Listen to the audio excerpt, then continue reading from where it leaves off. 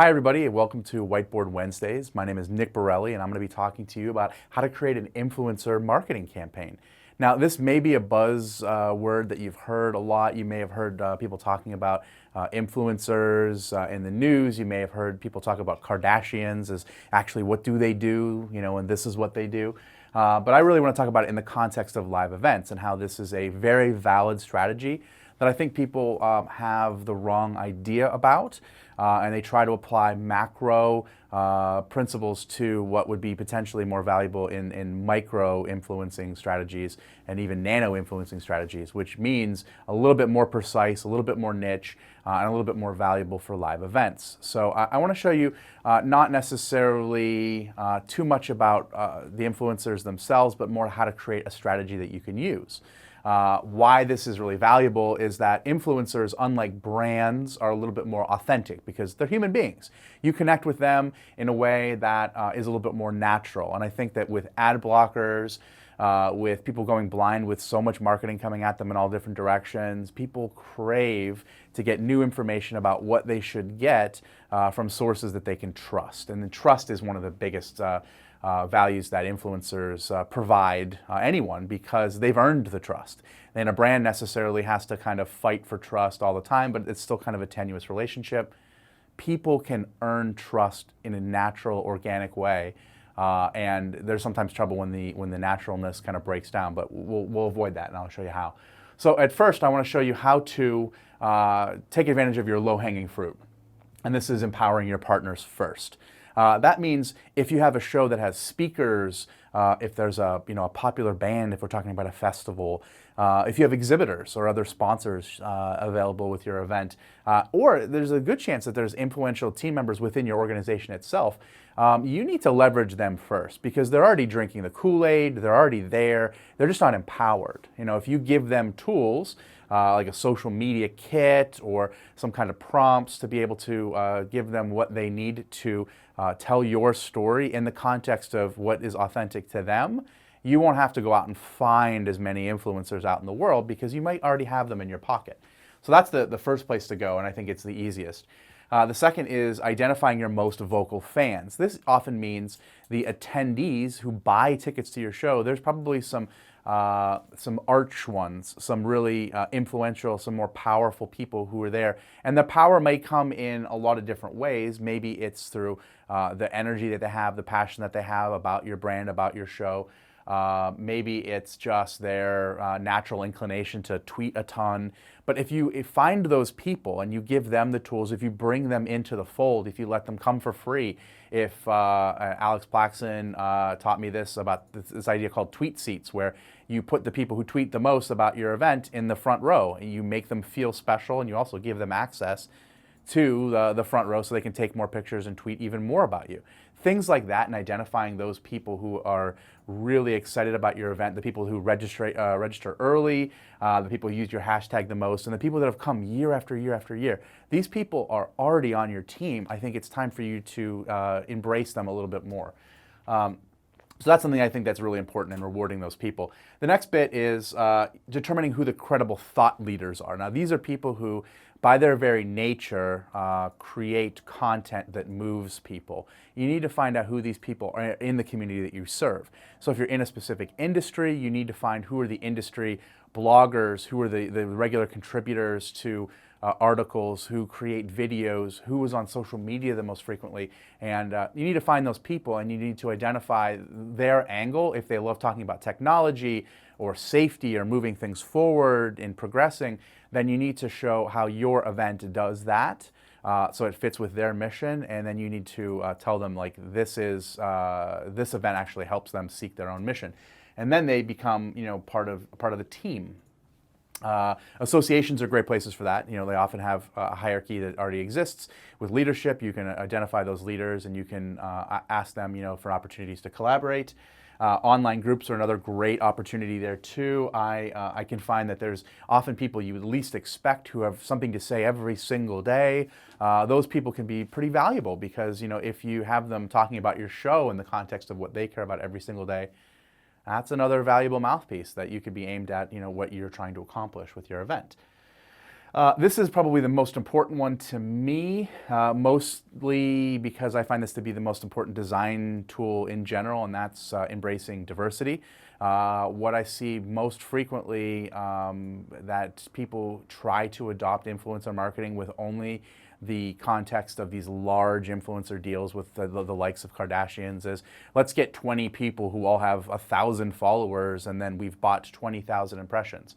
The reality is that oftentimes if you go to the people who are just the loudest and their only kind of superpower is reach, you'll find that they're the very same people that they appeal to. And what you're doing is you're just saying the same message a little bit more frequently to the same people. It's not as valuable. What you need to do is you need to come up with a team of influencers who are built differently, like people who are appeal to first-year attendees a bit more, people who appeal to the veterans a little bit more, people that appeal to introverts more. You need to create different ways to view your event, and you need to find people who are the best ambassadors of those viewpoints, and create a team of people who say things differently, but all are valid about the experience that you're trying to share.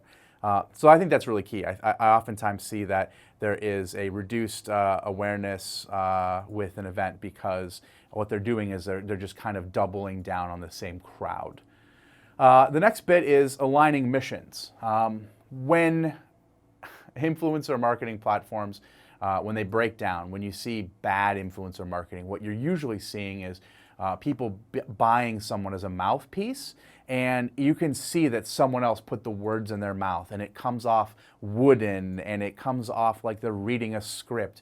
And I'm going to tell you that's the opposite of what people expect from influencers. What they expect is the passion and excitement that comes from their talking about what they normally talk about to be seamlessly integrated to the conversation about your event, which means you have to choose people whose missions, why they're here, what they talk about, how they have captured the attention of other people. You need to find where your event's mission and their mission connect. And when you do that, the authenticity just flows. It's absolutely natural, and they say it their way. What I see often as a huge mistake is people micromanaging influencers and saying, like, here's the script, say this. And it's immediately identifiable as false. It's immediately their followers will be like, this is not what I signed up for. And it will hurt the credibility of the influencer themselves long term. And it will hurt your event as well, because you'll have that kind of negative stigma attached to it. So it's really important to make sure that emissions of what you're about and what the influencers that you're trying to work with are about are the same. And I think that really means that it has to be a representation that when they're talking in the same kind of way that you do, right? I've seen some very large influencer deals with companies that are some of the largest in the world break down because they've found people who don't talk like that brand does. They're a little too edgy, they're not edgy enough, whatever it is, but they just don't communicate in a way that sounds like that brand while also sounding like themselves. So it's a tightrope, and it's not easy, but you have to be able to do your due diligence and vet these people and kind of pay attention to how they communicate year round. And then this kind of goes into that very naturally, and that is passion and authenticity. Probably the two traits that read on camera better than anything else. Like, if you love what you do, you just know it when you see someone who talks about it, right? They could be sitting 12 hours of being awake, talking all day long, but on the 13th hour, they're still excited about that topic. That's when you know that person really loves that thing, and you connect with it. That's why face-to-face is so important.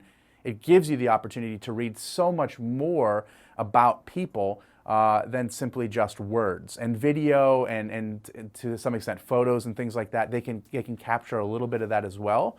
So you want to make sure that the people who are passionate and authentically passionate about the topics that you're putting out there are the ones that are trying to drive traffic to what you're trying to accomplish, be it audience growth, be it just a heightened awareness of what your event's about.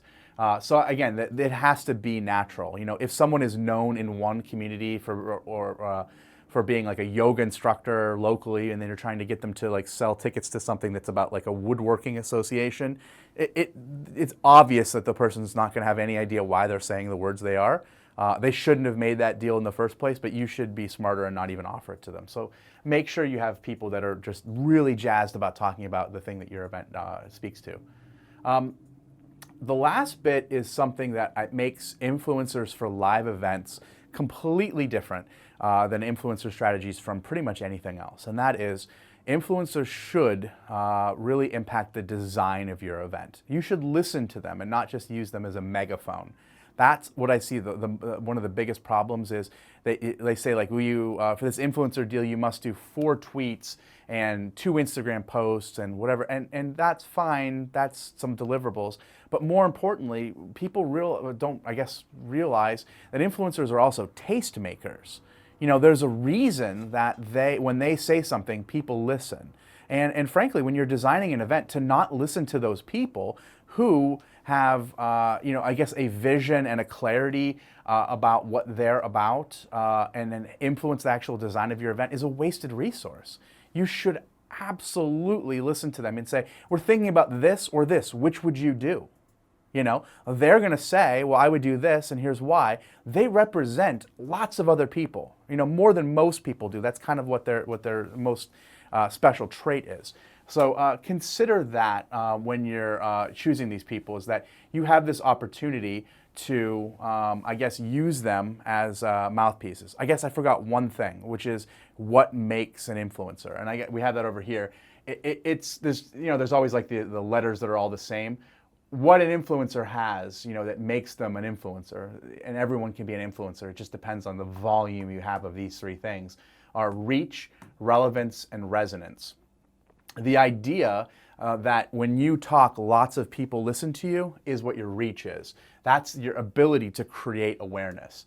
Your relevance is when you're speaking about a specific topic, they see you as a credible authority in that. So, you know, if you have 1 million followers, but they're all 13-year-olds, and you start talking about life insurance, your credibility there is garbage, right? Because you've never talked about that before. So consider it really matters to be the subject matter and to be on point.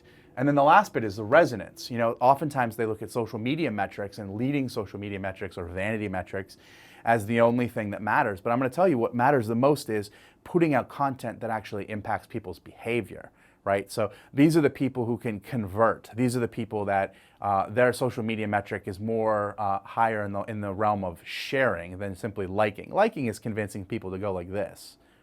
It's okay, it's better than not doing anything, but sharing means that the words that person said are better than the person who is sharing it could have said. It's an active endorsement, and in that instance, those people are influential. You know, they have the ability right there and then to say things that are in their head, and actually another person spits them out to their people. So that's the kind of, I guess, power you're looking for.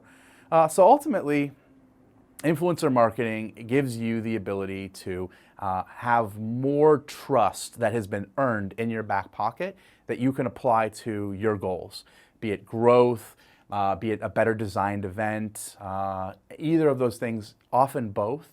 But it really is earned trust and more of it, because you can't tweet more and get more trust. You can't buy more print ads and get more trust. All you can do is co-opt other earned trust into your collective and make that part of, you know, what you offer.